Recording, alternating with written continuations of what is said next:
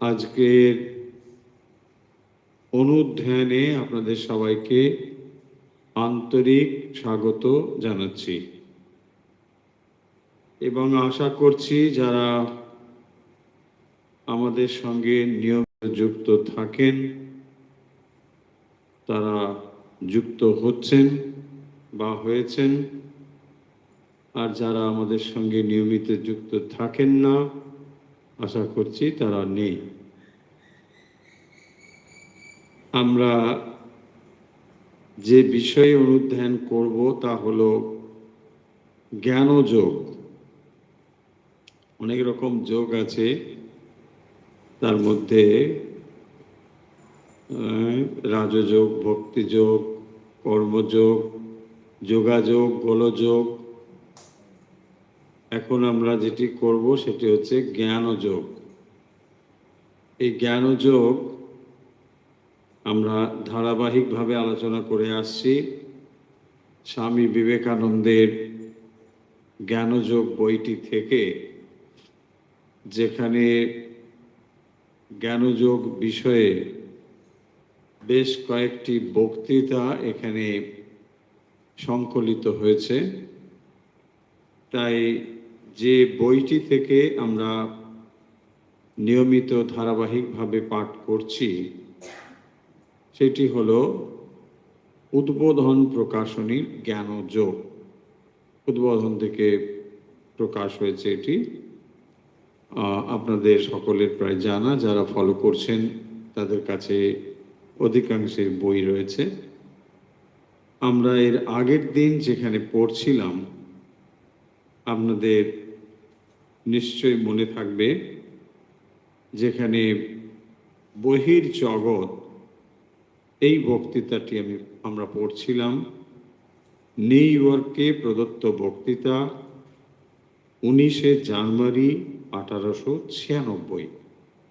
আমরা এই বক্তৃতায় পড়ছিলাম এবং যেহেতু এটি জ্ঞানযোগের ওপরে বক্তৃতা, মূলত এগুলি আসলে বেদান্তের ওপরেও বলা, এবং বেদান্তের যে মৌলিক বিষয় এগুলো স্বামীজি কিন্তু এই বক্তৃতার ভেতরে তুলে ধরেছেন।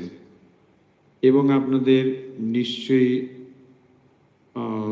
মনে থাকবে যেহেতু এই বক্তৃতাগুলি বিদেশে, ফলে যারা শ্রোতা তারা অনেকেই ভারতীয় দর্শন সম্বন্ধে পরিজ্ঞাত নন, তারা জানেন না। তো এই রকম সাধারণ শ্রোতার কাছে এই বেদান্তের গভীর গভীর বিষয় স্বামীজি আলোচনা করছেন। সেখানে উপমা দিয়ে যতদূর সম্ভব সাধারণ মানুষের কাছে বলার মতো করেই সেগুলোকে উপস্থাপন করেছেন। যে বিষয় আমরা এর আগের দিন আলোচনা করেছিলাম আপনাদের মনে থাকবে, সেখানে কার্য কারণ তত্ত্ব এই কথায় আলোচনা হচ্ছিল, যে যা আমরা দেখছি আসলে সেটি কোনো না কোনো কারণ থেকে উদ্ভূত একটি কার্য, এবং এই কার্যের পেছনে একটি কারণ অবশ্যই থাকবে। সেই কথাই স্বামীজি দেখিয়েছেন, এবং ক্রমান্বয়ে এই কার্য কখনো সেটি আবার কারণ, আবার সেই কারণটি আবার কার্য, এইভাবে কিন্তু ক্রমান্বয়ে চলছে। যেমন ধরুন, যদি উপমা দিয়ে বোঝানো যায়, বীজ থেকে গাছ হলো, আবার সেই গাছটি হয়তো মরে যাবে তার আগে সে বীজ দিয়ে গেল, এবং তার ফলে সেই গাছ বীজ রেখে সে চলে গেল। তাহলে বীজ থেকে গাছ হলো, আবার গাছ থেকে বীজ হলো, এবং এভাবেই একটি চক্রের মতো এটি ক্রমান্বয়ে ঘুরছে। তাই কার্য এবং কারণ এর দ্বারাই সব কিছু সম্পর্কিত রয়েছে। এইটি এর আগের দিন আমরা আলোচনা করেছি। এখন এই যে আলোচনাগুলো হচ্ছে, যদি আমাদের এরকম মনে হয় যে আসলে এগুলো আমাদের জানার দরকারই বা কি, আর কি বা এর ভেতরে রয়েছে? এর ভেতরে যেগুলো রয়েছে সেটি এই সৃষ্টি কিভাবে হয়েছে। দেখুন, মৌলিক জিনিসগুলো জানার জন্যই এই বক্তৃতাগুলো আমরা পড়ছি, বা যে বক্তৃতাটা আমরা পড়ছি তার ভেতরে এই কথাগুলোই রয়েছে। অর্থাৎ সৃষ্টি কিভাবে হয়েছে, জগৎ কি কোনো শূন্য থেকে সৃষ্টি হয়েছে নাকি পূর্বেই সেটা ছিল। দেখুন, এই জিনিসগুলো আমাদের জানতে হবে। আপনি মনে করতে পারেন যে এগুলো জানলে আমার কি হবে, জানলে কি আমার কিছু লাভ হবে। লাভ মানে আপনি যে পরিমণ্ডলে বাস করছেন তার তাত্ত্বিক অবস্থান কি, এই সম্পর্কে আপনার একটা সুস্পষ্ট ধারণা হবে। যদি এই ধারণা না হয় তাহলে আপনার দৈনন্দিন জীবনে কি কোনো অসুবিধা হবে? তা হয়তো হবে না। আপনার খাওয়ার কোনো অসুবিধা হবে না, ঘুমের কোনো অসুবিধা হবে না, আপনি দিব্যি ঘুমোতে পারবেন। কিন্তু যেহেতু আপনি মানব শরীর পেয়েছেন, আপনি কেবল খাওয়া ঘুমোতে তৃপ্ত হতে পারেন না। আমরা ধরে নিতে পারি আমাদের এই পাঠ যারা শুনছেন তারা কেবল খাওয়া আর পড়াতে তৃপ্ত হবেন, এটা নিশ্চয়ই নয়। একমাত্র খাওয়া পড়াতে যারা তৃপ্ত হন তাদেরকে আমরা পশু বলে বলি। পশু কোনো গালাগালি শব্দ নয়, তাদেরকে পশু বলা হয়, মানে পশু তারা শ্রেণীভুক্ত বলে। তো ফলে তাদের ভেতরে এই পশুত্ব রয়েছে, মানে তারা আর উঠতেও চায় না, নামতেও চায় না। এটাই হচ্ছে পশুর বৈশিষ্ট্য। দেখবেন, আমরা আগেও বহুবার বলেছি যে একটি কুকুর জন্মগ্রহণ করেছে কুকুর হিসেবেই। সে যতই আপনাকে খেলা দেখাক, যতই ভেলকি দেখাক, যতই কিছু করুক, মারা যাবার সময় সে একটা কুকুরই থাকবে। সে একটা মানে বিরাট অতিকায় জন্তু হয়ে যাবে তা হবে না। কুকুর ছিল, সে কুকুরই থাকবে। আপনি তাকে জামা কাপড় পরিয়ে বাড়িতে নিয়ে এসে শোয়াতে পারেন, কোনো সমস্যা নেই, কিন্তু সে যেখানে ছিল ওইখানেই থাকবে। আপনার তাকে টমি টমি মনে হয়, তার আপনাকে কি মনে হয় সেটা আপনি জানেন, তাই না? এইভাবেই কিন্তু চলছে। আমরা নানা রকমভাবে পশুকে নিয়ে কত কিছু করছি, সেটা আলাদা বিষয়। বিষয় হলো এখানে যে আপনি যেহেতু মানব শরীর পেয়েছেন, ফলে আপনি এগুলোতে শান্ত থাকতে পারেন না। আপনি আহার নিশ্চয়ই করেন, নিশ্চয়ই আপনি নিদ্রা যান। তাহলে জীবের যেগুলো বৈশিষ্ট্য সেগুলো আপনার ভেতরেও থাকতে পারে, থাকে, কিন্তু তবুও আপনি কেবলমাত্র ওগুলোতে তৃপ্ত হতে পারেন না। সেই জন্যই জ্ঞানের প্রয়োজন হয়। জানবার ইচ্ছে এখান থেকেই মানুষের ভেতরে রয়েছে স্বতঃস্ফূর্তভাবে। এই জন্যই যদি আপনার কখনো জিজ্ঞাসা ওঠে যে না, আমি এগুলো জানতে চাই, কিভাবে সৃষ্টি হলো, আদৌ কোনো কিছু থেকে সৃষ্টি হয়েছে কিনা, নাকি শূন্য থেকে হঠাৎ একদিন, যেমন বিজ্ঞান বলে কিছুই ছিল না, একটা বিগ ব্যাং হয়ে গেল। তো বিগ ব্যাং মানে কি? হঠাৎ করে শব্দটাই বা কেন হবে, তাই না? শব্দ হওয়ার জন্য তো কিছু একটা পরিস্থিতি দরকার হবে, একটা পরিবেশ দরকার হবে, কেউ একটা শব্দ করবে, এমনি এমনি একটা কিছু হয়ে যাবে, এটা তো হতে পারে না। নাথিং থেকে সামথিং হতে পারে না, এই থিওরি টেকে না। কিন্তু চলছে, মানুষ এটা নিয়ে কেউ কেউ বিশ্বাস করে, এটা চলছে। কিন্তু এই যে শূন্য থেকে কিছু হয়েছে কিনা, বা কিভাবে এই সৃষ্টি হয়েছে, সেইগুলো যদি আপনি জানতে চান, তার জন্যই এই মানে শাস্ত্রটি, এটি হচ্ছে এই জ্ঞানযোগ, যার ভেতরে এই জগৎ সম্বন্ধে এখন স্বামীজি বলছেন। অর্থাৎ এই বহির জগৎ যেটা আমরা দেখতে পাচ্ছি বাইরে, এর অবস্থান কি, এটা হঠাৎ করে এসে গেল না কিভাবে এটা হয়েছে, কতদিনই বা থাকবে, ইত্যাদি ইত্যাদি, সেই জিনিসগুলো কিন্তু এখানে আলোচনা করা হচ্ছে। এবং সেই আলোচনা করতে গিয়ে আমরা এর আগের দিন যে তত্ত্বটি মূলত আলোচনা করেছি, সেটিকে বলা হবে কার্য কারণ তত্ত্ব। তার মানে এইটি দেখানোর চেষ্টা করা হয়েছে এই তত্ত্বের ভেতর দিয়ে যে যে জিনিসটিকে আমরা দেখতে পাচ্ছি এইটাকে বলে কার্য। কি বলে? কার্য। যেটা আমরা দেখতে পাচ্ছি তাকেই বলে কার্য। তাহলে কারণ জিনিসটি কি? না, এর পেছনে যেটা কিন্তু সেটা দেখা যাচ্ছে না, সেই জিনিসটি হচ্ছে এর কারণ। কারণ কিন্তু ভিজিবল নয়, কার্যটা ভিজিবল। তাহলে যখন আমরা যেটা দেখতে পাচ্ছি সেটা হচ্ছে তার কার্য, কিন্তু কারণটাই কার্যে রূপান্তরিত হয়েছে। যখনই সেটি স্থূল রূপ ধারণ করেছে তখন তাকে আমরা বলি এটা কার্য হয়েছে।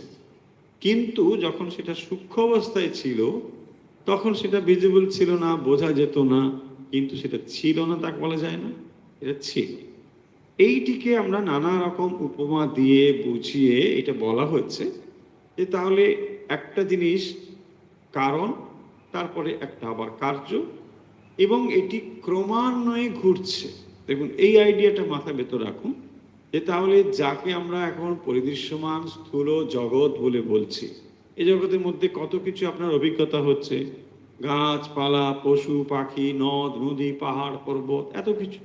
এই সব কিছু তাহলে বলছেন এক সময় যেটা দেখতে পাচ্ছেন এটাকে বলা হবে ম্যানিফেস্টেড বা ব্যক্ত। এই যে ব্যক্ত অবস্থা, এর কারণ অবস্থাটাকে বলে অব্যক্ত, মানে যেটা দেখা যাচ্ছে না, ভিজিবল না, খুবই সূক্ষ্ম ফর্ম। তাহলে সূক্ষ্ম অবস্থায় যেটা থাকে সেটাই আবার যখন অবস্থান্তর হয় তখন সেটা স্থূল হয়। তাহলে এক সময় সেটা সূক্ষ্ম থাকে, এক সময় স্থূল হয়ে গেল, এটাই আবার কখনো না কখনো আবার সূক্ষ্ম হয়ে যাবে, আবার সেটা স্থূল হবে। তাহলে দেখুন, যে জিনিসটিকে আমরা এখন দেখতে পাচ্ছি এটা একটা অবস্থা, কিন্তু এটা একমাত্র অবস্থা নয়, মানে এটা এই ক্রমান্বয়ে একটা পরিবর্তন হচ্ছে। যদি আপনি মনে মনে একটা চাকা ঘুরছে বলে মনে করেন, তাহলে এই চাকাটি যখন ঘুরছে আপনাকে যদি বলা হয় আপনি নির্দিষ্ট একটি পয়েন্টে তাকান, সেটা আপনি দেখছেন, কিন্তু আবার সঙ্গে সঙ্গে পরিবর্তন হয়ে যাচ্ছে। তখন আপনি কি দেখছেন যে না, এটা তো আমি লাল দেখছিলাম কিন্তু এখন তো নীল এসে গেছে, আবার নীল, ধরুন আবার লাল, আবার নীল, আবার লাল। এখন আপনি এটা বলতে পারেন না যে নীলটা আগে না লালটা আগে, বলা যায় না, কারণ যেহেতু এটা চাকার মতো ঘুরছে ক্রমান্বয়ে, এটা কিন্তু এভাবেই চলছে। ঠিক এই জিনিসগুলোকেই মানে দার্শনিকরা যেমন কঠিন কঠিন শব্দ দিয়ে যেমন করে বলে টলে, সহজ জিনিসকে কঠিন করে বলাই হচ্ছে পাণ্ডিত্যের লক্ষণ। না, সহজ কথা সহজভাবে যদি কেউ বলে সেটা ঠিক পাণ্ডিত্য, তাহলে আর আপনার ভেতরে কি আছে? সহজ কথা বল, তাই না? হ্যাঁ, সেই স্বামীজি বিদেশে এরকম গিয়েছেন, এক জায়গায় বক্তৃতা করছেন একটা ইউনিভার্সিটিতে। তো বক্তৃতার পরে ছাত্রদেরকে জিজ্ঞাসা করা হচ্ছে যে স্বামীজি কি বললেন। হ্যাঁ, বলছেন না, উনি উনি খুবই দার্শনিক কথাবার্তা বলেছেন। তো দার্শনিক কথাবার্তা বলেছেন, সবই ঠিক আছে, বলছে তোমরা কি বুঝতে পেরেছো এগুলো? বলছে আমরা একটু সব বুঝতে পেরেছি। তার মানে ভাবটা হলো যে এই নতুন কিছু আর নেই, আমরা যা জানতাম ওগুলোই শুধু বলা হলো। হ্যাঁ, তার মানে স্বামীজি বিশেষ কিছু জানেন না, এই হচ্ছে ভাব। কিন্তু ব্যাপারটা হচ্ছে, তোমার জানার লেভেলে যদি কেউ কথা না বলে তুমি বুঝবে কি? তাহলে তোমার লেভেলের বাইরে যদি কেউ কথা বলে তুমি তো সেটা ধরতেই পারবে না। তাহলে উচিত কি হবে, যিনি তোমার লেভেলে নেমে এসে তোমার স্তরেই কথা বলবেন, তাহলে তার এটাই হবে তার ঠিক ঠিক ক্রেডিট, যে হ্যাঁ তুমি বুঝতে পারবে। বক্তা যে কথা বলবেন শ্রোতা যদি সেগুলো না বুঝতে পারেন, সেগুলোর অধিকাংশই যদি তার মাথার উপর দিয়ে চলে যায়, তাহলে ক্রেডিটটা কি? অথচ আমরা এটাকেই ভাবি বিরাট একটা পণ্ডিত। পণ্ডিত মানেই যেটা খানিকটা বোঝা যাবে খানিকটা বোঝা যাবে না, সেইগুলো ওই বাংলা কবিতার মতো। বাংলা কবিতা একটা আছে এরকম, দেখবেন, মানে কেউ মনে করবেন না, অনেকে আবার কবি টবি আছে যে মানে মানে সেখানে ছন্দ নেই। হ্যাঁ, গদ্য কবিতা, হ্যাঁ গদ্য আবার কবিতাও, মানে সেখানে ছন্দের মিল থাকা চলবে না। চলবে না মানে নেই, ভাবের কি আছে জানা নেই, এবং সেটা দুর্বোধ্য হবে, এটা সহজে বোঝা যাবে না। যদি একটা কথা বলা হয়, দেখুন সহজ করে একটা কথা বলা হলো, আকাশটি নীল ফুলটি লাল, এটা খুব সহজ কথা, এটা হবে না। এটা হলে সেটা কবিতা হবে না, আধুনিক কবিতা হবে না। আধুনিক কবিতা হতে হলে মানে কি বলছে আপনার খানিকটা বুঝবেন খানিকটা বুঝবেন না, খানিকটা ভুল বুঝতেও পারেন, সেইটাই হবে আসলে খুব গভীর ব্যঞ্জনাময় একটা কবিতা, যেখানে আপনি কিছুই বুঝছেন না। বুঝতে পেরেছেন? এই হচ্ছে ব্যাপার। তো এখানে সেরকম কোনো ব্যাপার নেই, খুব সিম্পল ওয়েতে স্বামীজি কথাগুলো বলছেন। তাহলে এই তত্ত্বটা কি? তত্ত্বটাকে বলা হবে কার্য কারণ তত্ত্ব।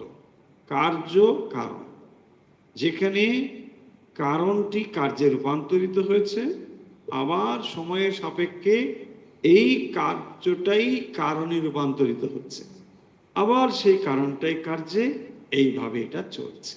হলো? তাহলে যে জিনিসটিকে আমরা পরিদৃশ্যমান জগৎ বলে দেখছি, এটি আসলে একটি কারণ থেকে একটি কার্যে রূপান্তরিত হয়েছে। ঠিক আপনি যদি অত দূরে না গিয়ে মানুষের জীবনকে দেখেন, সেখানেও দেখতে পাবেন একটা মানুষের শরীর একটা একটা ব্যক্ত অবস্থা, মানে এটা তার ম্যানিফেস্টেশন।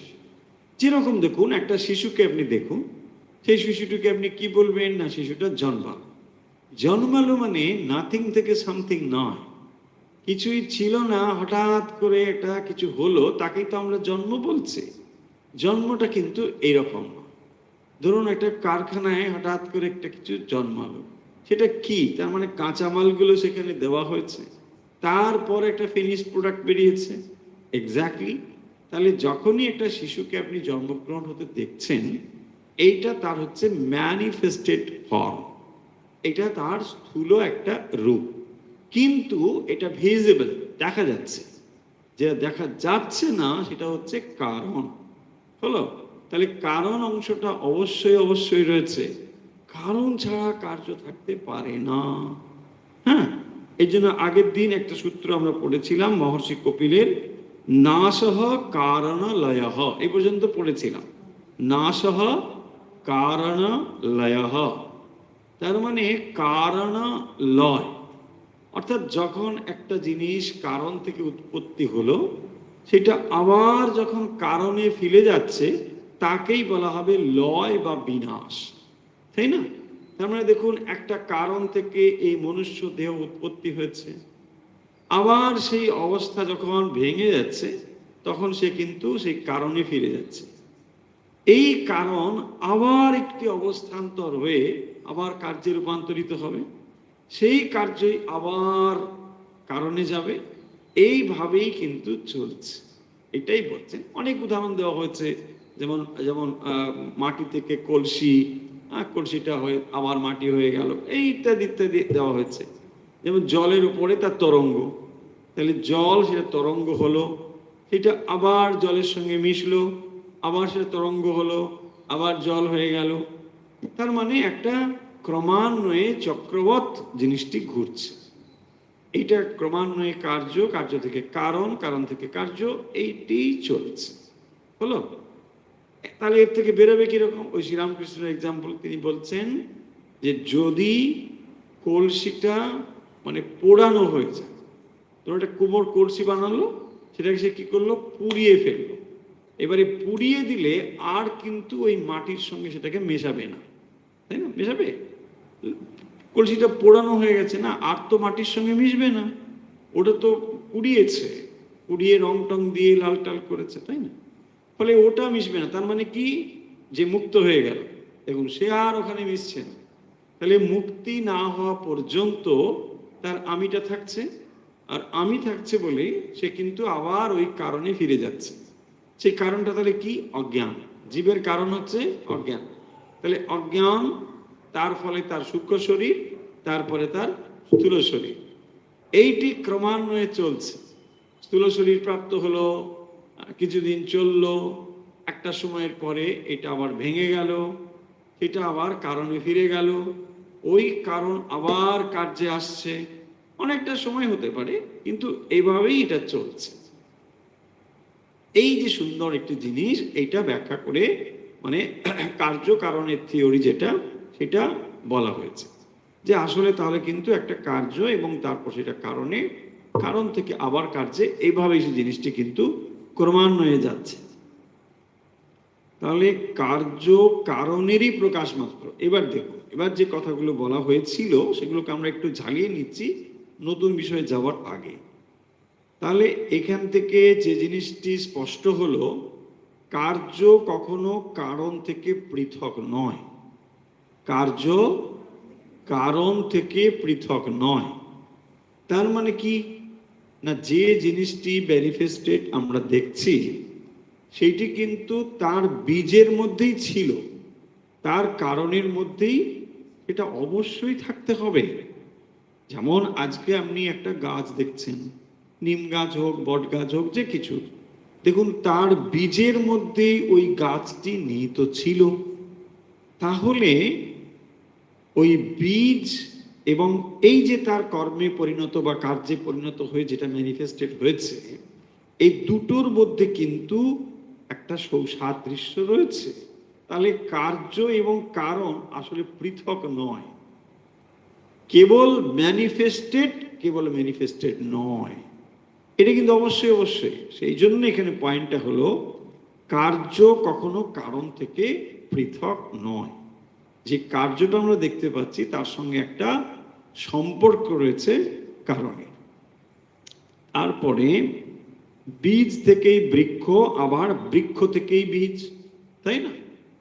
বীজ থেকে বৃক্ষ হলো, আবার সেটা বীজ হয়ে গেল, এভাবে এটা চলছে। তাহলে কার্য কারণেরই প্রকাশ মাত্র, এটা বলা যাবে। তাহলে পয়েন্ট করে করে যদি আমরা বলি, যদি আপনারা নোট করেন, নোট করে নিতে পারেন, যারা আগ্রহী নোট করছেন, পয়েন্ট করে বললে এটা দাঁড়াবে যে আগের পয়েন্টগুলো আগের দিন বলা হয়েছে, আজকে যে পয়েন্টগুলো বলা হচ্ছে সেটা হলো এই যে কার্য কখনো কারণ থেকে পৃথক নয়। এগুলো কিন্তু মনে রাখতে হবে, বেশি গোড়ার কথা এগুলো। কার্য কখনো কারণ থেকে পৃথক নয়। তার মানে যখনই আপনি সমুদ্রের ঢেউটাকে দেখছেন, এটা আসলে যে জল থেকে উঠেছিল এটা জলের থেকে আলাদা নয়, তাই না? দেখুন সমুদ্রের ঢেউ, সেটা ছোট হোক, বড় হোক, দীঘার সমুদ্র হোক, পুরীর সমুদ্র হোক, অন্য কোথার সমুদ্র হোক, পৃথিবীর যে প্রান্তে হোক, সমুদ্রের ঢেউ থেকে উত্থিত যেটা, সেটা তো আসলে জলই, তাই না? জল থেকে উঠেছিল, আবার সেটা জলে ফিরে যাচ্ছে। তাহলে এখান থেকে আমাদের সত্য জানতে হবে, সে পয়েন্ট হলো এইটি যে কারণ থেকে উদ্ভূত যে কার্য, সেটা কিন্তু পৃথক নয়। তার মানে কার্য কখনো কারণ থেকে পৃথক নয়, কার্য এবং কারণের ভেতরে এই সম্বন্ধ রয়েছে। পয়েন্ট নাম্বার 2, বীজ থেকেই বৃক্ষ, আবার বৃক্ষ থেকেই বীজ, তাই না? তাহলে বীজ থেকে হচ্ছে বৃক্ষ, আবার বৃক্ষ থেকেই বীজ হচ্ছে। তার মানে কি, দেখুন এখানে একটা চক্রবট ধীরে ধীরে কিন্তু ঘুরে যাচ্ছে।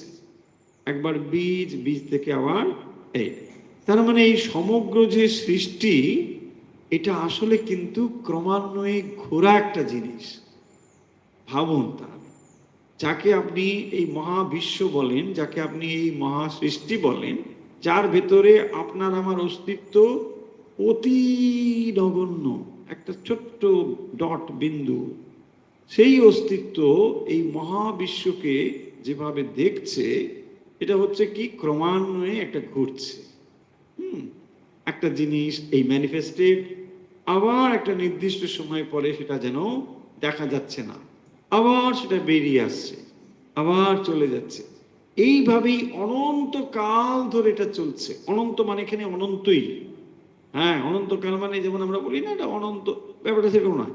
অনন্ত মানে এটা ইন রিয়েল সেন্স অনন্ত, ইনফিনিট, চিরকাল এটা এভাবেই চলছে। তার ভিতরে আপনি আমি এই জীবন অনুভব করছি, তার ভিতরে আপনি আমি অনুভব করছেন আমি এই জগৎকে দেখছি। দেখছি মানে ওই চাকাটাকে আপনি ঘোরা অবস্থায় দেখছেন, চাকার ভেতরে থেকে দেখছেন, এই দেখছি আমি জগৎ। তারপরে আপনার পাঠ শেষ, আপনি আবার অস্তিত্বহীন হয়ে গেলেন। অস্তিত্বহীন মানে এই স্থূল থেকে সূক্ষ্মে চলে গেলেন আপনি, থাকুন, চাকাটা কিন্তু আবার সেই ঘুরছে। তাহলে ভাবুন, একটা বিরাট পরিবর্তনশীল জিনিসকে কেবল আমরা একটা ছোট্ট সময়খণ্ড, এই অনন্তকাল সমূহের ভেতরে আমরা ছোট্ট একটি সময়খণ্ড কেবল দেখছি, আবার এটা নেই। এই তো হচ্ছে।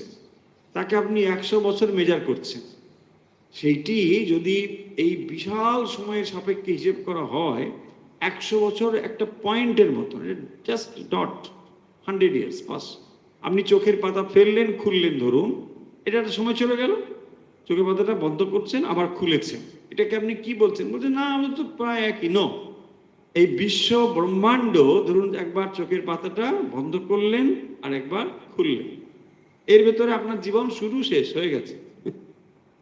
ভাবুন, হ্যাঁ, এরকম কত প্রাণীর জীবন শুরু হচ্ছে, শেষ হয়ে যাচ্ছে। এভাবেই মহাবিশ্বটা চলছে। হ্যাঁ, কি অপূর্ব একটা ব্যাপার চলছে। কিন্তু এখানে যাই চলুক না কেন, মূল পয়েন্টটা মনে রাখবো, এটা কার্য কারণের শৃঙ্খলের ভিতর চলছে। এটা এমনি এমনি হচ্ছে না, একটা কার্য কারণ সম্পর্কের ভিতর রয়েছে। আমরা এই পর্যন্ত কিন্তু পড়েছিলাম। এরপরে দেখুন আরো কিছু কথা রয়েছে। যদি এই টেবিলটির নাশ হয় তো তা কেবল উহার কারণ রূপে ফিরিয়া যায় মাত্র। ওই যে কথাটি ছিল নাশ ও কারণ লয়ঃ, ওইটারই এক্সপ্লানেশন এখানে বলা হয়েছে। তার মানে একটা টেবিল, সেটা যদি ধ্বংস হয়, নাশ হয়, কেবল সেটা কারণ রূপে ফিরে যায়, সেই সূক্ষ্ম রূপ ও পরমাণুতে ফিরিয়া যাইবে, যাহাদের সম্মিলনে এই টেবিল নামক পদার্থটি উৎপন্ন হইয়াছিল। মানুষ যখন মরে তখন সে যে সকল পদার্থে তাহার দেহ নির্মিত, সেগুলিতে সে ফিরিয়া যায়, তাই না? তাহলে মানুষ মরে মানে কি? দেহটা মরে। তো দেহ যখন যেখান থেকে এসেছিল, যে যে উপাদান দিয়ে, সেই উপাদানে সেটা ফিরে যাবে। এখানে উপাদান মানে কি? মৌলিক উপাদান 5টি উপাদান, তাই না? ক্ষিতি, অপ, তেজ, মরু, হোম। এই 5টি উপাদান কারোর সঙ্গে কারোর মিশবে না, যে যার উপাদান সেখানে সেখানে চলে যাবে। দেখুন কি অদ্ভুত ব্যাপার। মানুষ যখন মরে তখন যে সকল পদার্থে তাহার দেহ নির্মিত, সেগুলোতে সে ফিরিয়া যায়। ধ্বংস হইলে এই পৃথিবী যে পদার্থ সমষ্টি ইহাকে এই আকার দিয়াছিল, তাহাতেই ফিরিয়া যাইবে, তাই না? তাহলে এই পৃথিবীতে আপনি যে ম্যাটার দেখছেন, সেই ম্যাটার ধ্বংসপ্রাপ্ত হওয়ার সময় আবার ঠিক ঠিক জায়গায় ফিরে যেতে হবে, এটাই। অর্থাৎ যখনই একটা স্থূল অবস্থা থেকে একটা সূক্ষ্ম অবস্থা প্রাপ্ত হবে, যেটি দৃশ্যমান ছিল, স্থূল ছিল, এটি আবার তার কারণে ফিরে যাচ্ছে। তাহলে একটি অবস্থা যখন সেটা দৃশ্যমান ছিল, দেখতে পাওয়া গিয়েছিল, সেটি আবার কারণে ফিরে যাবে, সেইটি বলছে। ইহাকেই বলে নাশ, কারণে লয়। তাহলে এটা কি হলো? নাশ মানে হলো তাহলে কারণে ফিরে যাওয়া হলো। তাহলে নাশ মানে যে জিনিস দিয়ে এটা তৈরি হয়েছিল, সেই জায়গায় ফিরে যাওয়া। দেখুন, আমি অনেক সময় হয়তো আমরা বলেছি, এই কথা আমাদের মনে থাকাও হয়তো সম্ভব, নিশ্চয় মনে কারো কারো থাকবে, যে এই যে আপনি এখানে জীবন অনুভব করছেন, আমি করছেন, এই আমি এই পৃথিবীর বস্তু না। এই পৃথিবীর যে বস্তু, সেটা পৃথিবীকে দিয়ে দিতে হবে। যে বস্তুটি পৃথিবীর নয়, সেটি পৃথিবীর সঙ্গে থাকবে না। অর্থাৎ এই যে আমি চৈতন্য করছেন, সেই চৈতন্য এই পৃথিবীর 5টি উপাদানের কোনোটির সঙ্গে যুক্ত নয়, সেটি সম্পূর্ণ আলাদা। তাই এইগুলো আপনাকে এখানে ঋণ চুকিয়ে দিয়ে যেতে হবে। আপনি যত শরীর আপনার স্থূল হোক, সূক্ষ্ম হোক, হ্যাঁ, যত আপনি একেবারে হস্তিকায় হন না কেন, সবই ঠিক আছে, সমস্ত এইখানে কিন্তু চুকিয়ে দিয়ে যেতে হবে। কারণ এর কোনোটি আপনি নিতে পারবেন না, কোনোটাই। আপনি যতই খাওয়া দাওয়া করে বিশাল চেহারা বানান, সব কিন্তু এই 5টিতে বিভাজিত হয়ে, আপনি যেহেতু ওর থেকে আলাদা, তো আপনি একদম আলাদাই থাকবেন। এগুলোর সঙ্গে কোনো লেনাদেনা আপনার নেই। কাজ চুকে গেল, সব এখানে ওখানে হয়ে যাবে। উপনিষদের এক্সাম্পল আপনাদের বলেছিলাম, হয়তো মনে থাকবে, যে দেখুন কোথাও যখন কোনো একটি অনুষ্ঠান হয়, সেখানে কত কিছুর আয়োজন হয়, চেয়ার টেবিল থেকে শুরু করে স্টেজ, কত কিছু হয়। কিন্তু অনুষ্ঠান শেষ হয়, তখন দেখবেন যে যার জিনিস সেটা সব নিয়ে চলে যায়। বাইক একজন নিয়ে চলে যাচ্ছে, চেয়ার একজন নিয়ে যাচ্ছে, টেবিল একজন নিয়ে যাচ্ছে, সব সুন্দর করে ডিসমেন্টল হয়ে গেল, যে যার মতো জিনিস চলে গেল। এইরকম কাণ্ডটা হয় যখন আমাদের দেহটা চলে যায়। বলছে তোমার দেহ তৈরির সময় আমি এটা দিয়েছিলাম। ও আচ্ছা, ভালো কথা। বলছে আমি এটা দিয়েছিলাম, ভালো কথা। সবাই এরকম দিয়েছিল, সেইটি দিয়ে পরম পিতা, পিতার ভেতর দিয়ে, মাতার ভেতর দিয়ে এই শরীরটি প্রকৃতি দেবী আপনাকে দিয়েছিলেন। এই প্রসেস, এইভাবে এটা এসেছিল। কিন্তু যাওয়ার সময় আপনাকে যে যার কাছে সব মানে হিসেবপত্র দিয়ে যেতে হবে। আমার 5টা চেয়ার নিয়েছিলে, 5টা চেয়ার, বলতে হ্যাঁ একদম হিসেব মিলে যাবে। যা যেখানে প্রকৃতি বলেছে যে ম্যাটার আমরা তৈরিও করতে পারি না, ধ্বংসও করতে পারি না, এটা বিজ্ঞান প্রমাণ করে দিয়েছে। তো ম্যাটার যেগুলো ছিল সেগুলো একই রকম থাকবে। এখানে আপনি ম্যাটার কোনো ধ্বংস করতে পারবেন না, কারণ আপনি কি করতে পারেন, রূপান্তর করতে পারেন। যেটা এই ফর্মে নেই ওটা ওই ফর্মে আছে, যেটা ওই ফর্মে নেই তো সেটা ওই ফর্মে আছে। Only this much. দেখুন আপনি আপনি হয় বরফ, বরফ না থাকলে সে জল হয়ে যাবে, আর জল না হলে সেটা বায়বীয় অবস্থা হবে। ফলে এই রোটেশনটা কিন্তু ঘটছে, সর্বদাই চলছে। আপনি এখানে ম্যাটার ক্রিয়েট করতে পারবেন না, আর ম্যাটারকে ধ্বংস করতে পারবেন না, অনলি রূপান্তর সম্ভব। তাহলে এই রূপান্তরের ভেতরে আপনি সংযুক্ত হয়ে, মানে আপনি মানে চৈতন্য, সেই চৈতন্য সংযুক্ত হয়ে জীবনকে অনুভব করছেন যে আমি আমি একটা দেহ, আমি একটা মানুষ, আপনি একটা অস্তিত্ব, এইসব অনুভব করছেন। আর আপনার অস্তিত্ব কিভাবে হচ্ছে দেখুন, এই আগে আমরা এগুলো বলেছি বিস্তারিত, যে যেখানে অন্নময়, প্রাণময়, মনোময়, এই এই যে সমস্ত শরীরগুলো কাজ করছে, মানে এক একটা কোষ, এইগুলো সব কি করছে, এক একটা ফিজিক্যাল পার্ট যার সঙ্গে ব্যাপারগুলো জুড়ে আছে। আপনি খাদ্য আদি গ্রহণ করছেন, অন্নময় কোষ তৈরি হয়ে যাচ্ছে, সেখান থেকে আপনার ভাইটাল এনার্জি তৈরি হচ্ছে, যেটা প্রাণময় কোষ তাকে বজায় রাখছে, মনোময় রয়েছে, এইভাবে ধীরে ধীরে ধীরে ধীরে এই জিনিসগুলো, পুরো জিনিসটা চলছে। বাট আপনি entirely different from this all this parts, মানে আপনি এর থেকে সব আলাদা। আপনি মিনস চৈতন্য। তাহলে কনসিয়াসনেস যে চৈতন্য, সেগুলো কিন্তু এর থেকে মানে সে এগুলোর থেকে সম্পূর্ণ আলাদা। এইভাবেই জিনিসটি চলছে। এখন দেখুন এখানে যে কথাটা বলা হচ্ছে সেখানে ফিরে আসি, যে কারণটি রূপ বিশেষ ধারণ করিয়া কার্য নামে পরিণত হয়, যেগুলো আমরা কিন্তু এর আগে অলরেডি বলে ফেলেছি। যে তাহলে যেটা বলছেন, আমরা শিখলাম কার্য কারণের সহিত অভিন্ন, এটা কিন্তু আমরা পয়েন্ট করে অলরেডি বলে দিয়েছি।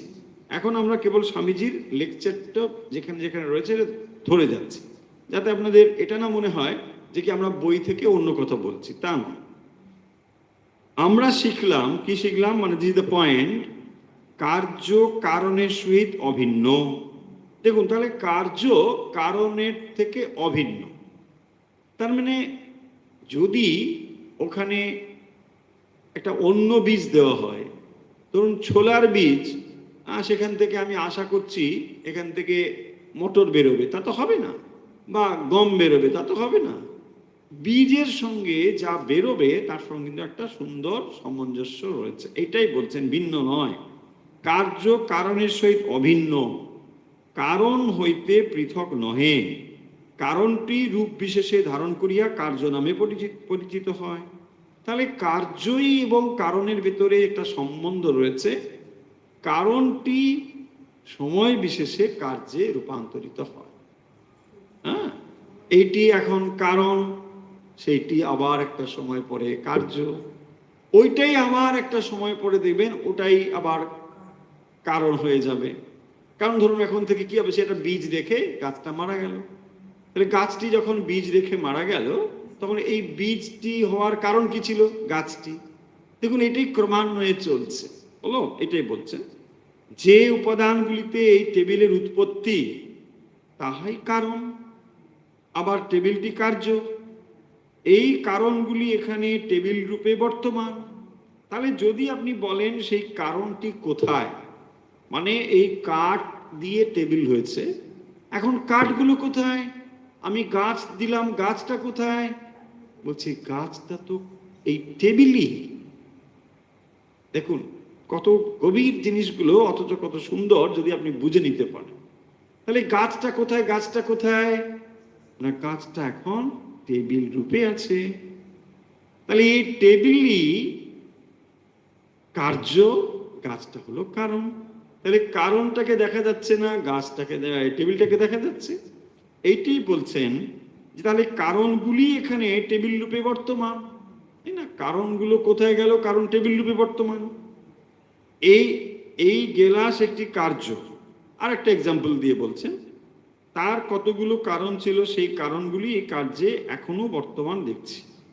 কাঁচ নামক কতকটা জিনিস আর সেই সঙ্গে গঠনকারী হাতের শক্তি, উপাদান ও নিমিত্ত, এই দুইটি কারণ মিলিয়া গেলাস নামক আকারটি হইয়াছে।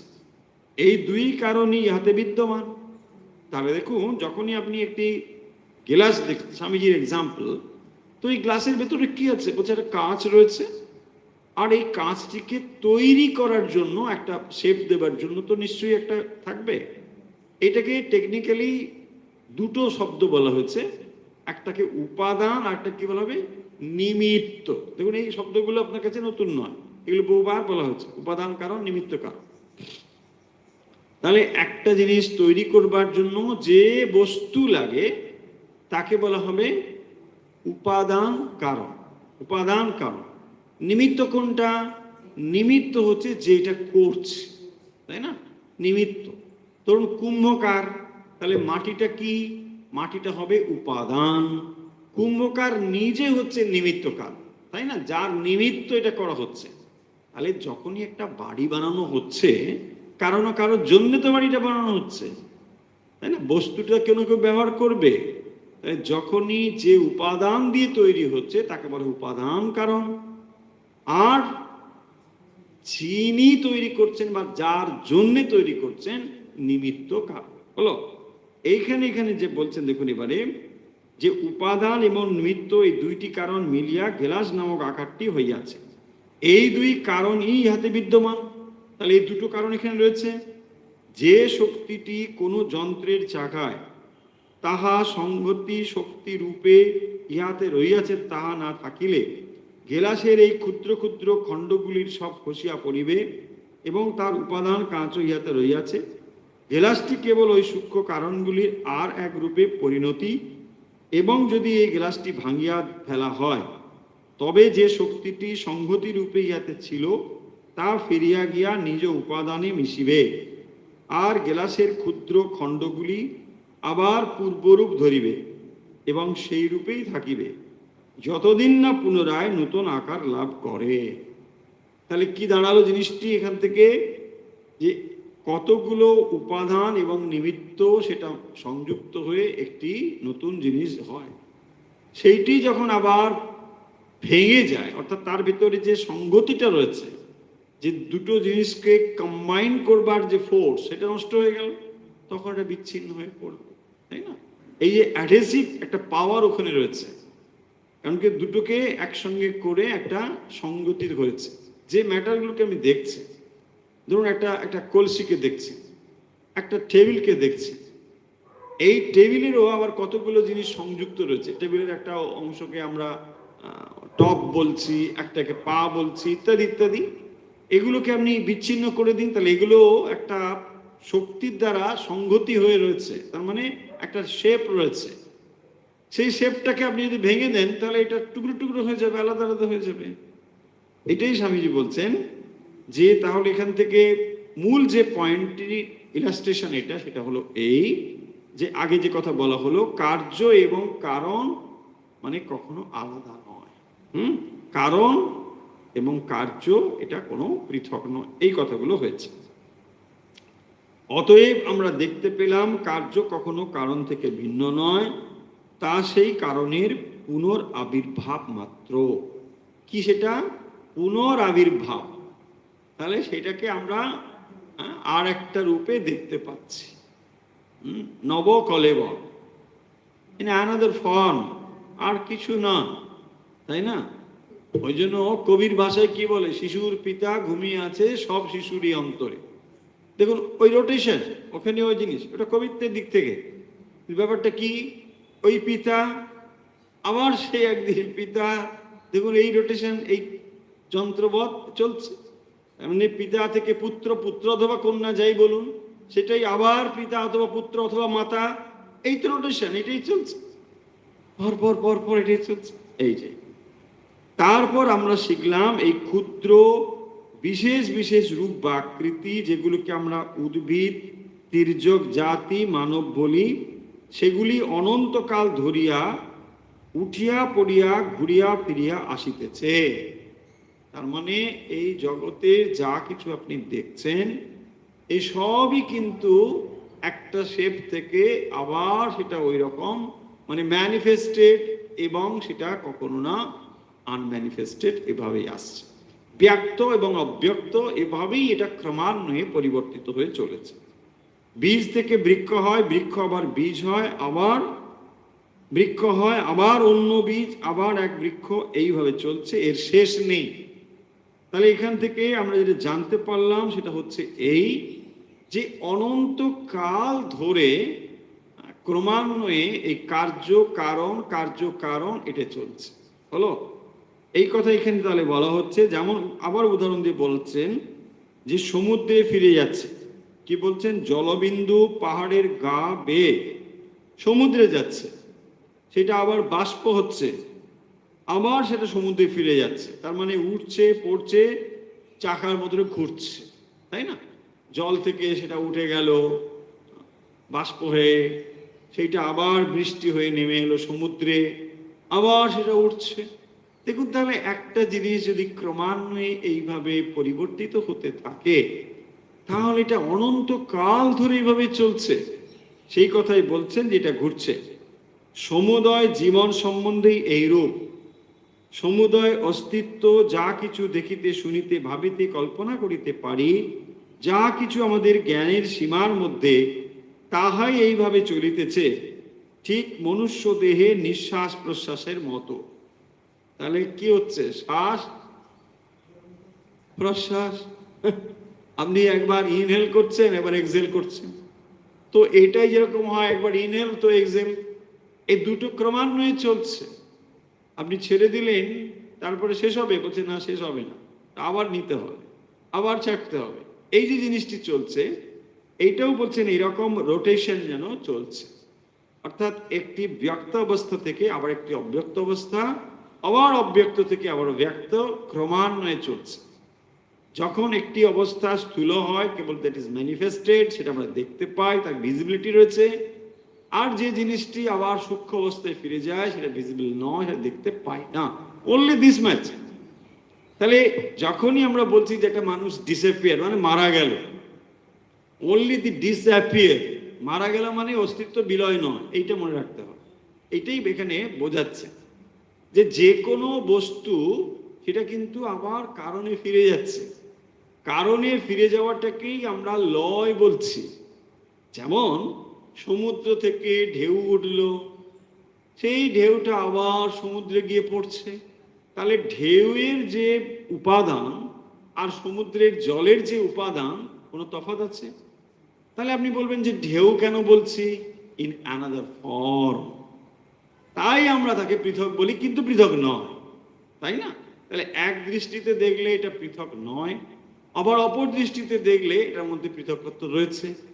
কেন না আপনি জল বলছেন, ওটাকে বুদবুদ বলছেন, ফেনা বলছেন, ঢেউ বলছেন, কারণ ওর ভেতরে আপনি একটা অন্য কিছু আকার দেখতে পাচ্ছেন, যদিও সেটা জলই। তাহলে উপাদানগত বৈশিষ্ট্য বজায় থাকলেও তবু আপনি একটা আলাদা নাম দিচ্ছেন। ঠিক এক্স্যাক্টলি এই কথাটাই এখানে বলছেন যে তাহলে এই পরিদৃশ্যমান জগৎ, যেটা ভিজিবল দেখা যাচ্ছে স্থূল জগৎ, এর পেছনে কিন্তু কারণ রয়েছে। সেই কারণটি কখনো ম্যানিফেস্টেড, আবার সেটা ইন রোটেশন, কখনো ম্যানিফেস্টেড নয়। এইটাই যেমন নাকি বোঝাচ্ছেন বীজ থেকে গাছ, আবার সেটা বীজ, আবার সেটা গাছ, ক্রমান্বয়ে এটা চলছে। আরো আরো কিছু রয়েছে দেখুন।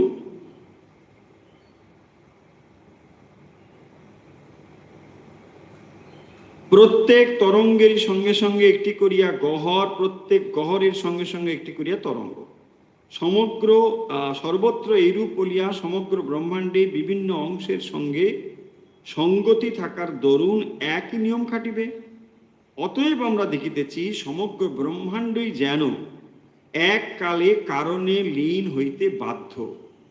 সূর্য, চন্দ্র, গ্রহ, তারা, পৃথিবী, মন, শরীর যা কিছু এই ব্রহ্মাণ্ডে আছে, সকল বস্তুই যেন নিজ সূক্ষ্ম কারণে লীন বা অন্তর্হিত হইবে, আপাত দৃষ্টিতে বিনষ্ট হইবে।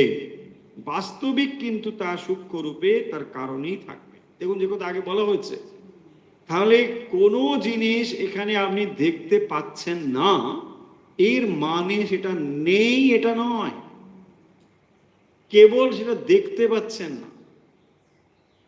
দেখুন, এইটা কিন্তু যদি আপনি ভালো করে বুঝতে পারেন তাহলে জীবনের তাৎপর্যটাই বদলে যাবে আপনার।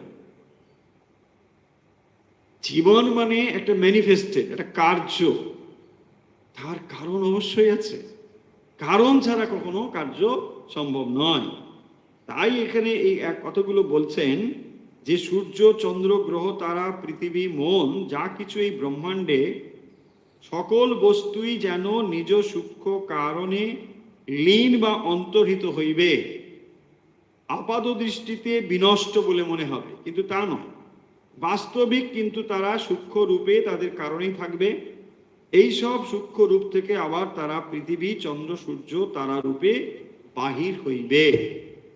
তাহলে এখান থেকে যে জিনিসটি আমরা এই আলোচনা থেকে জানতে পারলাম, তাকে যদি আমরা আরেকটু পয়েন্ট করে বলি, দুটো জিনিস, একটি হলো ক্রমবিকাশ, ক্রমবিকাশ, যাকে আমরা বলি ইভলিউশন, মানে একটা সূক্ষ্ম থেকে আবার সেটা স্থূলের দিকে যাচ্ছে, যেটাকে আমরা ক্রমবিকাশ বলছি, মানে সূক্ষ্ম থেকে সেটা আবার স্থূলের দিকে যাচ্ছে।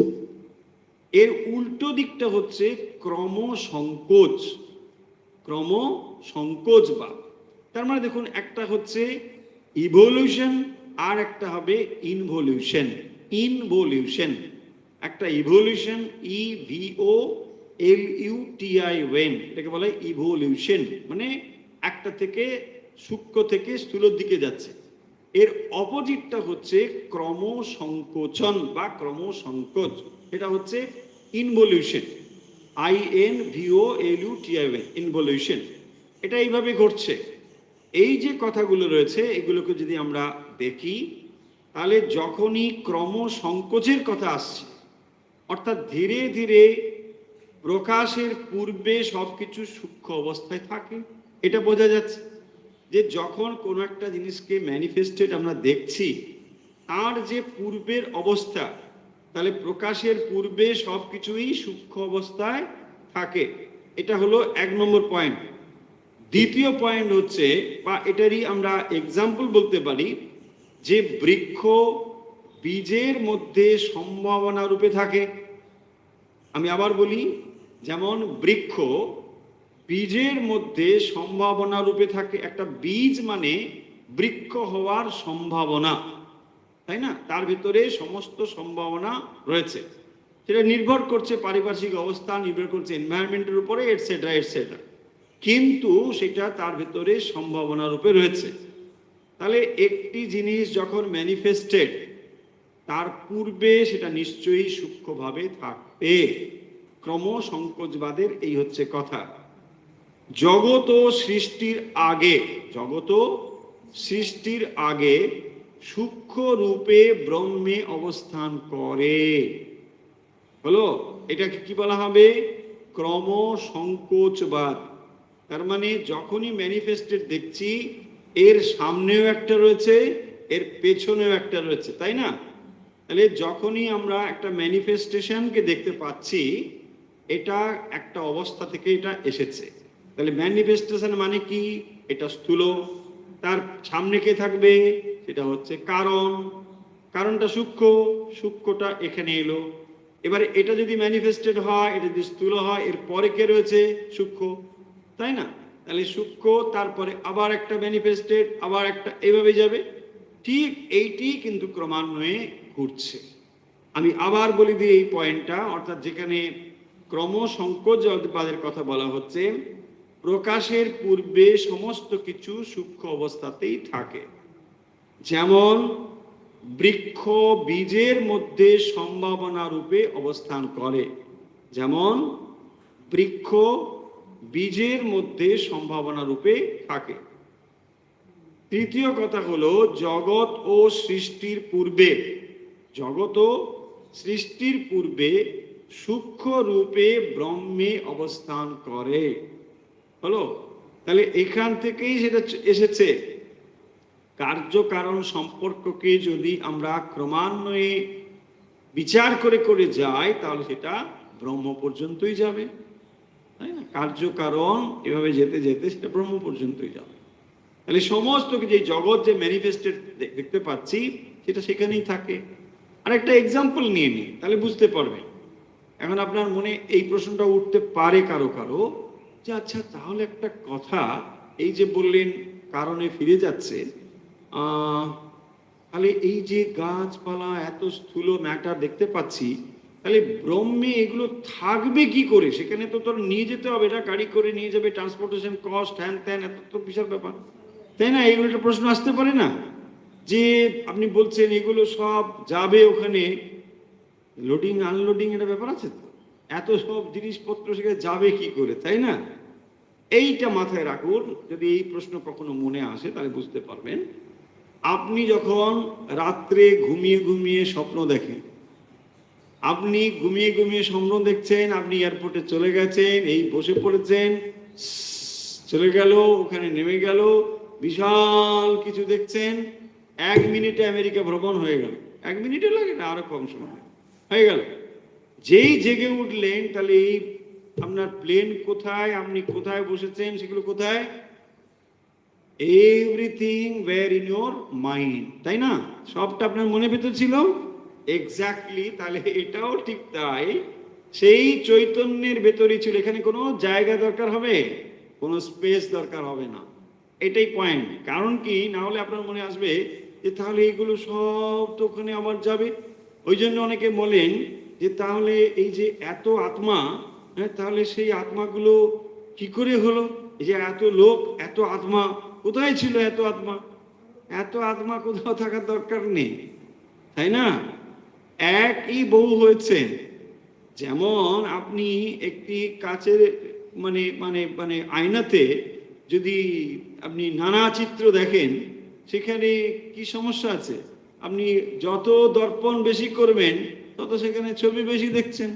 তাতে কি সূর্যের আলাদা রকম অনেক সূর্য মনে হবে? সূর্য এক, অসুবিধা কিছু নেই। এটা প্রতিবিম্ববাদের কথা। তো ফলে এখানে যে জিনিসটি মনে রাখতে হবে সেটা হচ্ছে ক্রম সংকোচ, বা মানে ক্রম বিকাশের উল্টো দিকে যে জিনিসটি রয়েছে। অর্থাৎ যখন স্থূল থেকে সূক্ষ্মে যাচ্ছে, যখন স্থূল থেকে সূক্ষ্মে যাচ্ছে তখন তাকে আমরা বলি ক্রম সংকোচ। আবার যখন উল্টো, অর্থাৎ যখন সূক্ষ্ম থেকে স্থূলতে আসছে তাকে আমরা বলি ক্রম বিকাশ। হলো, তাহলে আজকের এই দুটো কথা আমরা শেষ করব। যেখানে ক্রম সংকোচের কথা আলোচনা হয়েছে, ক্রম বিকাশ হচ্ছে স্থূল অবস্থা থেকে সূক্ষ্ম অবস্থার প্রকাশকে হচ্ছে ক্রম বিকাশ বলা হবে। তাহলে যা প্রকাশিত হয় তা নতুন কিছু নয়, এটি কিন্তু পূর্ব অব্যক্ত অবস্থাতে ছিল, এইটা হলো কথা। অর্থাৎ যখন কোনো ক্রম বিকাশ আমরা বলছি, ইভলিউশন বলছি, ইভলিউশন মানে নাথিং থেকে সামথিং নয়, সামথিং যেটা ছিল ইন সাটল ফর্ম এটা ম্যানিফেস্টেড হয়েছে, যেটা ইন গ্রস ফর্ম। হলো, তাহলে স্যাটেলিটি থেকে যেটা গ্রসে আসছে, যেটা সূক্ষ্ম থেকে স্থূলতে আসছে তাকে আমরা বলি ক্রম বিকাশ। তার উল্টো দিকটা হচ্ছে ক্রম সংকোচ, অর্থাৎ যখন স্থূল থেকে সেটা সূক্ষ্মে যাচ্ছে। হলো, তাহলে এখানে কোনো নতুন কিছু হচ্ছে না, কেবল সেটি স্থূল থেকে সূক্ষ্ম অথবা সূক্ষ্ম থেকে স্থূলে যাচ্ছে। তাহলে যখন আমরা সৃষ্টি অথবা প্রলয় বলছি, তাহলে সৃষ্টি মানে কি? অব্যক্ত থেকে ব্যক্ত অবস্থার নাম সৃষ্টি। সৃষ্টি মানে অব্যক্ত থেকে ব্যক্ত অবস্থা। আর প্রলয় মানে ব্যক্ত থেকে অব্যক্ত অবস্থা, তাকে আমরা বলছি প্রলয়, যেটা ব্যক্ত থেকে অব্যক্ত হয়ে গেল। যেটা দৃশ্যমান থেকে অদৃশ্য হয়ে গেল, যেটা স্থূল থেকে সূক্ষ্ম হয়ে গেল, তাই না? সেটাকে আমরা বলি ডিসঅ্যাপিয়ার। একটা অ্যাপিয়ার, একটা ডিসঅ্যাপিয়ার। দেখা যাচ্ছে না, বোঝা যাচ্ছে না, মানে ভিজিবল নয়। ভিজিবল নয় মানে কিসে ভিজিবল নয়? আমার পাঁচটা ইন্দ্রিয় দিয়ে ভিজিবল নয়, কারণ আমার সেন্স অর্গানগুলো লিমিটেড, তাই না? আমি একটা নির্দিষ্ট জিনিসকে দেখতে পারি, বুঝতে পারি, শুনতে পারি। এর বাইরের জিনিসকে বোঝার মতো আমার হিউম্যান সিস্টেমে সেটা নেই। Only this much.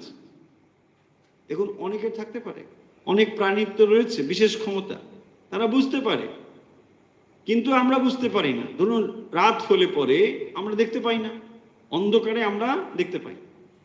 অনেক প্রাণী আছে যারা দেখতে পায়।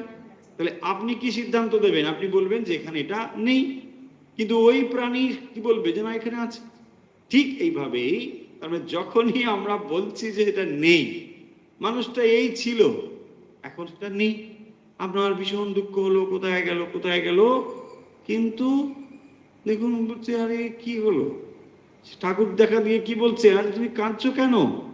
আমি তো এ ঘর থেকে ও ঘরে গিয়েছি, তাই না? আরে আমি মরলাম কবে?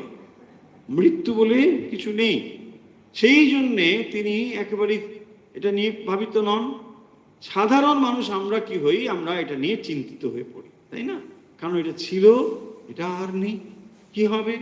নেই মানে অনলি সূক্ষ্ম থেকে, মানে স্থূল থেকে সূক্ষ্ম অবস্থা প্রাপ্ত হয়েছে। এটাকেই বলা হবে প্রলয়।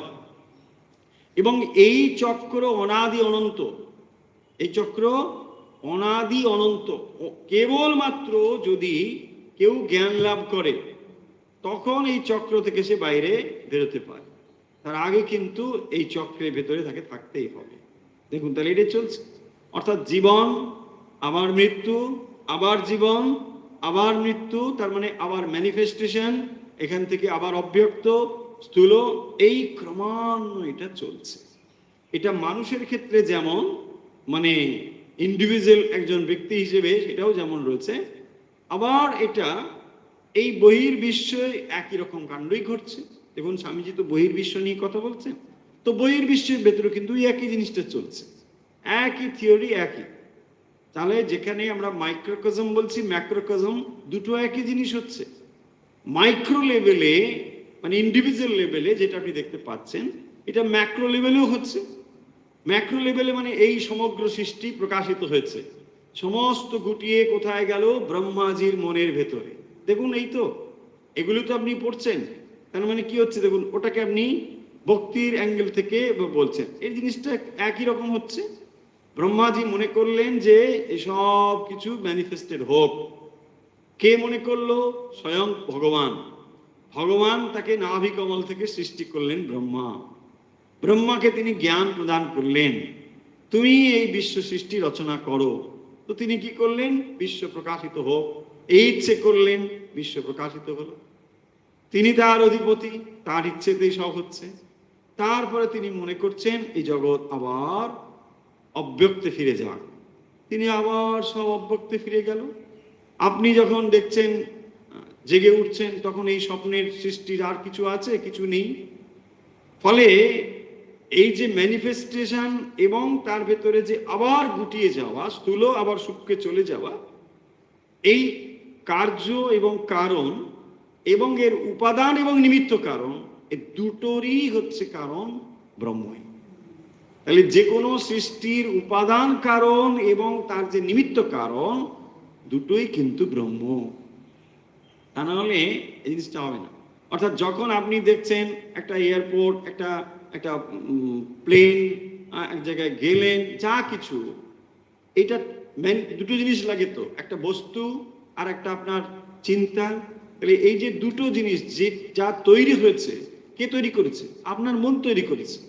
তাহলে আপনি যে জিনিসটি তৈরি করেছেন, এটা আবার সেই কারণে ফিরে গেল, যেখান থেকে এটা তৈরি হয়েছিল ঠিক ওখানেই ফিরে গেল।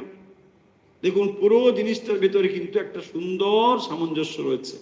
যদি আপনি এই তত্ত্বটিকে ভালোভাবে বুঝে নিতে পারেন, তাহলে মানে বেদান্ত বা জ্ঞানযোগের কনসেপ্ট আপনার কাছে ক্লিয়ার থাকবে।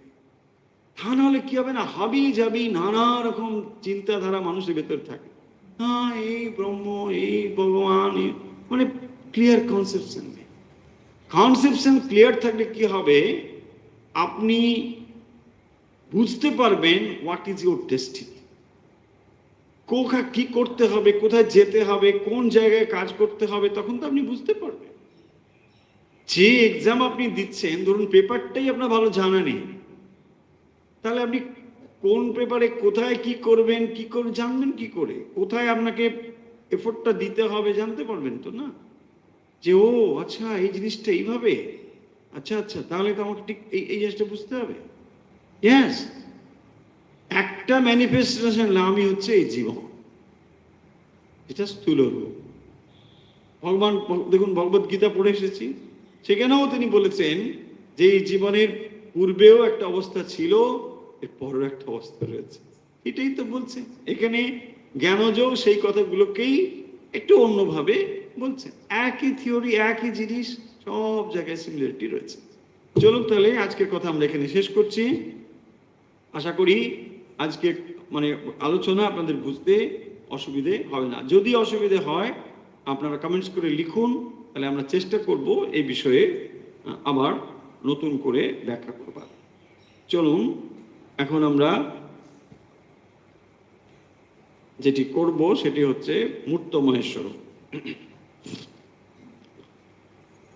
মূর্ত মহেশ্বর ও জল ভাস্কর পৃষ্ঠ মামার নার বান্ধ্যাম। মূর্ত মহেশ্বর ও জল ভাস্কর পৃষ্ঠ মামার নার বান্ধ্যাম। কুন্দে বেদত মুঞ্চিত গৌরিত কাঞ্চন কামিনী বান্দাম। মূর্ত মহেশ্বর ও জল ভাস্কর পৃষ্ঠ মামার নার বান্ধ্যাম। কোটি ভানুকর দীপ্ত সিংহমাহ কটিতাট কৌপিনাবান্তম।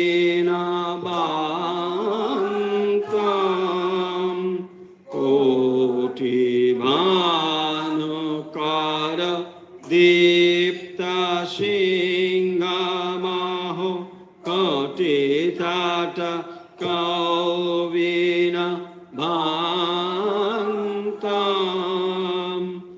অবিরাবিহংকার নাদিত দিং মুখ। অবিরাবিহংকার নাদিত দিং মুখ। প্রচণ্ড তাণ্ডব নিত্যম। মূর্ত মহেশ্বর ও জল ভাস্কর পৃষ্ঠ মামার নার বান্ধ্যাম। ভুক্তি মুক্তি কৃপা কটাক্ষ প্রেক্ষণ মাঘদাল বিদালান দাক্ষাম। ভুক্তি মুক্তি কৃপা কটাক্ষ প্রেক্ষণ মাঘদাল বিদালান দাক্ষাম। বালচন্দ্রধর বিন্দু বান্ধ্যামিহ। বালচন্দ্র বিন্দু বান্ধ্যামিহ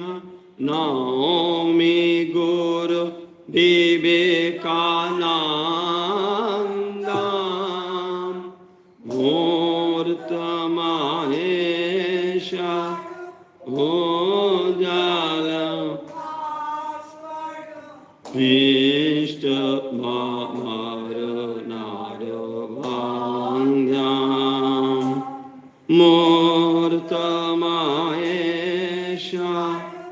ও জাল ভাস্কর ইষ্ট মামর নর অঙ্গ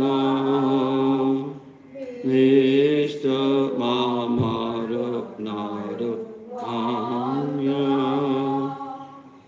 ইষ্ট মামর নর অঙ্গ। जय श्री गुरु महाराज जी के जय। जय महामाई के जय। जय स्वामी जी महाराज जी के जय। जय गंगा माई के जय। আজকের মতো অনুধ্যান এখানেই শেষ হলো। গতকালের প্রশ্নের উত্তর হলো সরস্বতী নদীর তীরে ভগবান শ্রীকৃষ্ণের সঙ্গে মৈত্রী মুনির দেখা হয়েছিল। এখন সময় আজকের প্রশ্ন হলো ক্রম সংকোচবাদ কাকে বলে? ক্রম সংকোচবাদ কাকে বলে? উত্তর পাঠিয়ে দিন হোয়াটসঅ্যাপে। আমাদের হোয়াটসঅ্যাপ নাম্বার 9903985960। তাহলে আজকের মতো বিদায় নিচ্ছি। যে যেখান থেকে আমাদের সঙ্গে যুক্ত রয়েছেন ঠাকুর মা স্বামীজির ভক্ত ও অনুরাগী আপনাদের সকলের শারীরিক, মানসিক ও আধ্যাত্মিক বিকাশ প্রার্থনা করে যে প্রার্থনা আমরা নিত্য করি, আজও সেই প্রার্থনা করছি। সর্বেত্র সুখিনো সন্তু, সর্বে সন্তু নিরাময়া, সর্বে ভদ্রাণি পশ্যন্তু, মা কশ্চিৎ দুঃখ ভাগ ভবেৎ। ओम शांति, ओम शांति, ओम शांति।